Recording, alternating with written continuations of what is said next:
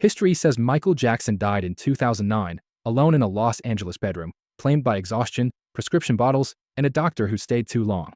The official records are neat and final. They list a date, a place, the cause. The obituaries catalog the hits, the records, the moonwalk, the crowds that screamed his name until the sound became a wall. They tell you when his heart stopped. But the people who truly knew him tell a different story.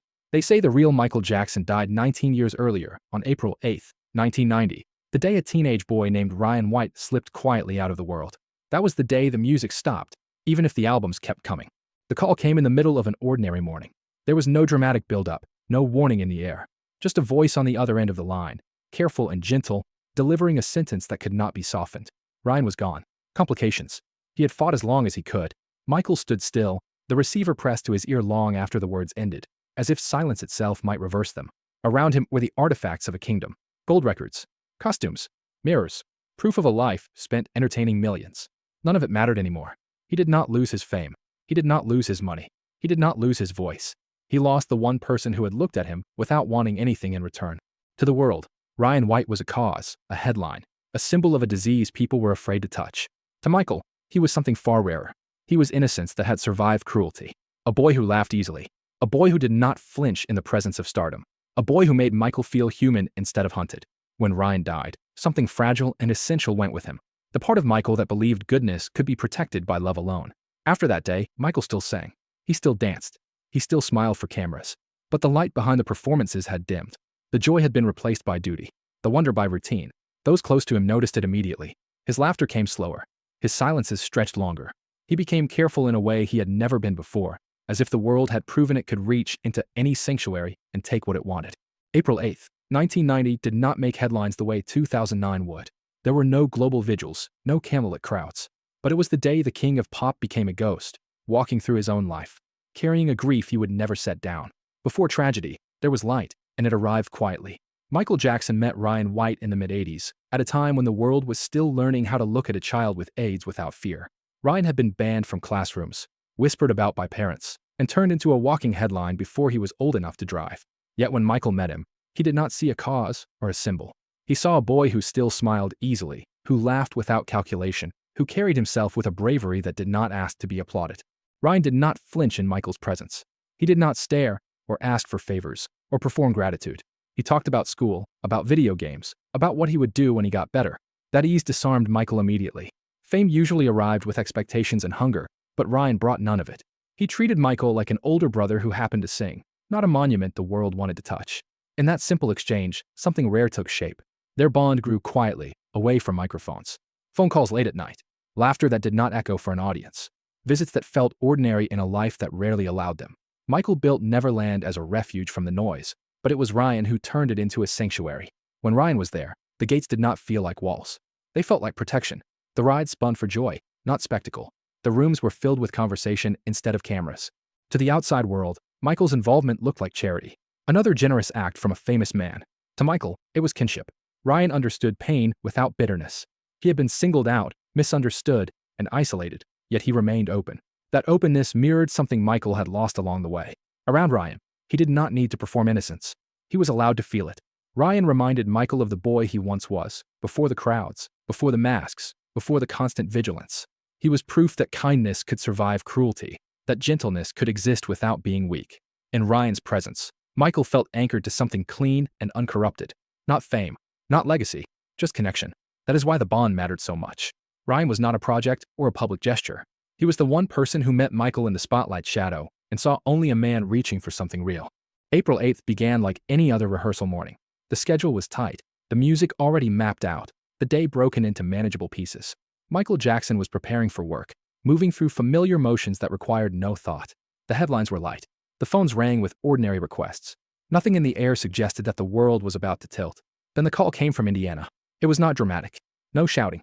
No collapse into hysteria. Just a voice, careful and measured, delivering words that could not be rearranged into something survivable. Ryan was gone. Complications had taken him in the early hours. The fight was over. Michael did not respond right away. He stood still, the receiver pressed against his gloved hand, eyes fixed on a point in the floor as if the truth might be hiding there, waiting to be corrected. When he finally lowered the phone, it slipped from his fingers and hit the ground without a sound that anyone noticed. The room seemed to dim, as if someone had turned down the power. Conversations around him dissolved into a distant hum. Music sheets blurred. Assistants stepped closer, offering words that sounded rehearsed even when they were sincere. Michael did not look up. He did not nod. He did not cry. He stared at the floor as though waiting for the next beat to come in, the cue that would tell him what to do next. It never came. He whispered it once, barely audible. He was supposed to get better. Not as a protest. Not as anger. As confusion. Ryan was young. Ryan was strong. Ryan had plans. The idea that someone so full of hope could simply stop existing did not fit into the version of the world Michael had been trying to protect. For years, he had built songs around the promise of staying young, of freezing innocence in melody and movement. He had believed, or at least pretended, that childhood was something you could shield if you tried hard enough. In that moment, the illusion collapsed. Childhood was not permanent. Innocence was not immune. It could be taken quietly, with a phone call, on an ordinary morning. Michael sat down slowly, as if gravity had increased without warning. He covered his face with his hands and stayed that way for a long time. No tears came at first, just stillness, the kind that follows a sudden impact, when the body has not yet decided how badly it is hurt. That was the moment something inside him broke cleanly in two. Not loudly, not publicly, but completely. The man who had spent his life singing about never growing up understood, all at once, that even the purest souls are not spared. And with that understanding, a part of him was gone forever. The cameras rolled in Indianapolis, their red lights blinking softly, capturing what the world believed was a simple gesture of respect. Michael Jackson stepped out of the car slowly, moving as if the air itself had thickened around him. A black hat was pulled low over his face. A surgical mask covered his mouth, but it could not hide the tremor in his breathing. He held a single white rose, its stem clenched carefully in his glove, as though even the slightest pressure might snap it in half. Inside the church, the sound was muted. Hymns floated upward and disappeared into the ceiling.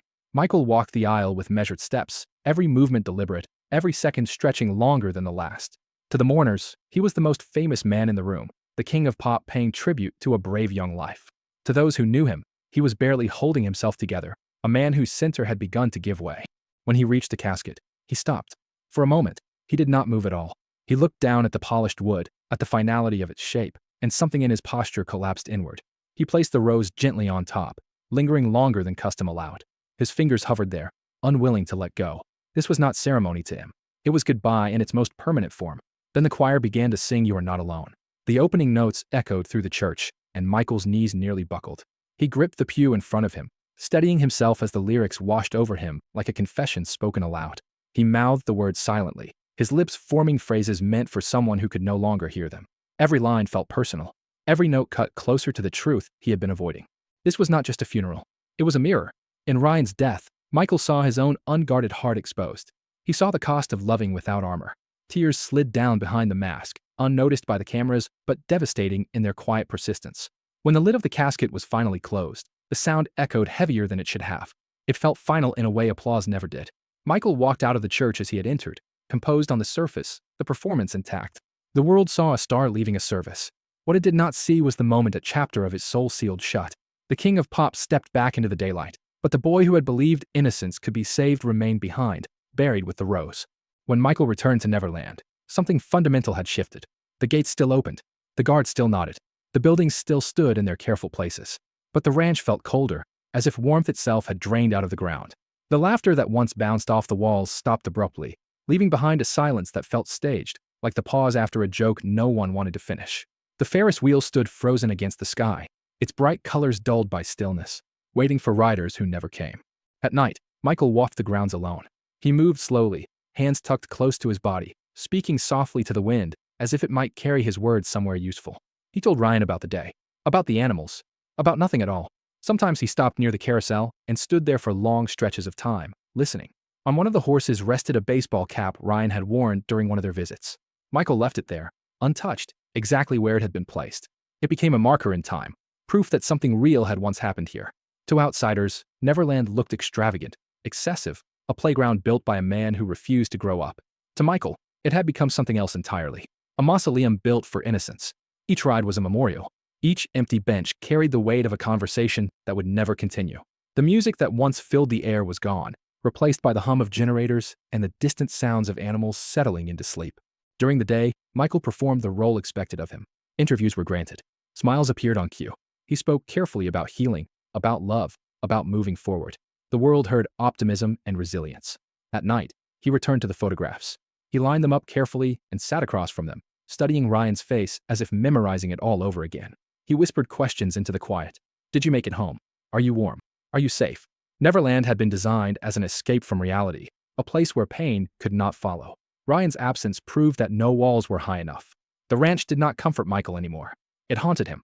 Every corner reminded him of laughter that had stopped too soon. The lights still turned on at dusk, illuminating paths meant for joy, but no one walked them. Michael drifted through it all like a phantom, the king of a kingdom that no longer believed in magic, trapped in a fairy tale that had lost its ending. The years that followed looked bright from a distance. Albums exploded onto the charts. Stadiums filled. Dangerous arrived like a declaration. History followed with fury and confession. Blood on the dance floor pulsed with defiance. To the public, Michael Jackson was unstoppable, still radiating brilliance, still commanding the world's attention. But inside, something essential had gone quiet. The light that once fueled the spectacle had been replaced by endurance. Every spotlight felt harsher now. The glare reminded him of hospital rooms washed in fluorescent white, of long corridors that smelled of disinfectant and waiting. He could still perform the moves with precision, still hit the notes, still summon screens on command. Fame demanded the performer, and Michael delivered. But grief supplied the mask, and it never fully came off. Those close to him noticed the change immediately. Sunglasses stayed on indoors. Rehearsals stretched late into the night, not out of ambition, but avoidance. Children were always nearby, invited into spaces adults usually occupied alone. He lingered with them longer than necessary, listening closely, asking questions no one else thought to ask. He donated tirelessly, especially to hospitals and charities connected to illness. Some called it generosity. Others called it obsession. In truth, he was searching. Every sick child carried a flicker of Ryan's face. Every frail smile felt like a chance at redemption.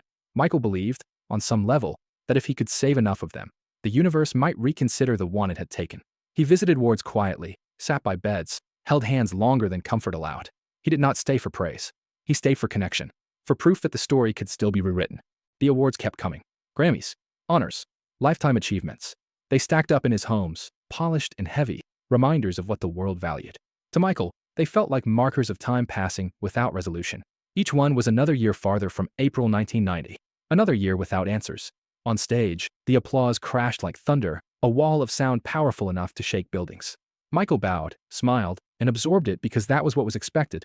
But inside, it sounded different. It sounded distant and hollow, like rain falling steadily on a coffin lid. No matter how loud it grew, it could not reach what had been buried. He was still a star, still burning bright to anyone watching.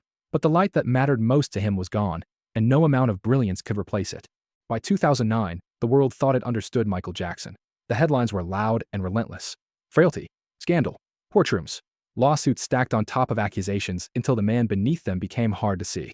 To the public, he looked diminished, a once great star flickering at the edge of burnout. But inside his room, away from cameras and verdicts, a different truth remained untouched. The room was quiet except for the steady hum of machines. Oxygen tanks stood nearby, practical and impersonal, doing the work his body struggled to maintain. Scripts from rehearsals lay scattered across a table. Costumes waited on racks. Unfinished business frozen in fabric.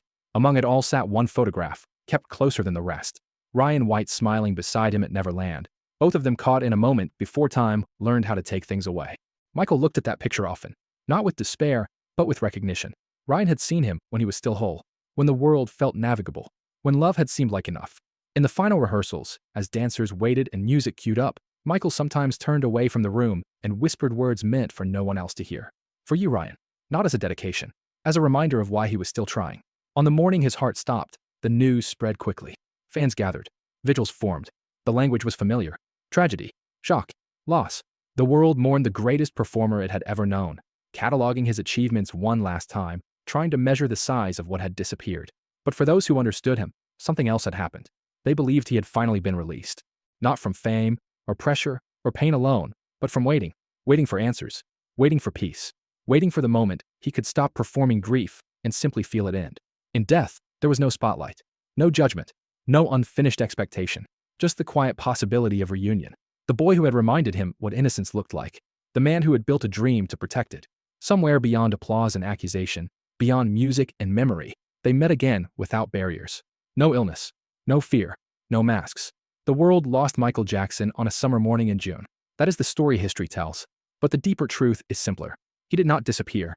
He went home to keep a promise made to a boy who had once stood beside him and believed, without hesitation, that goodness was real.